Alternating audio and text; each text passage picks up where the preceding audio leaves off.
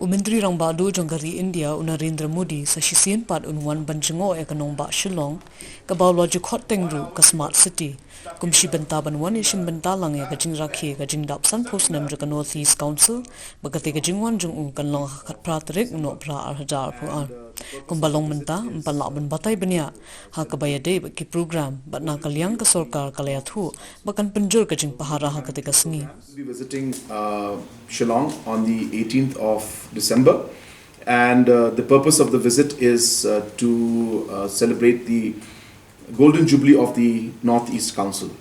So we will be having two programs, and the details of that will be shared later. But he will be having two programs. He will be here for a couple of hours or 3 hours, and he'll be flying back. But yes, his program is confirmed, and it is mainly for the Northeast Council's Golden Jubilee celebration. What are the security arrangements?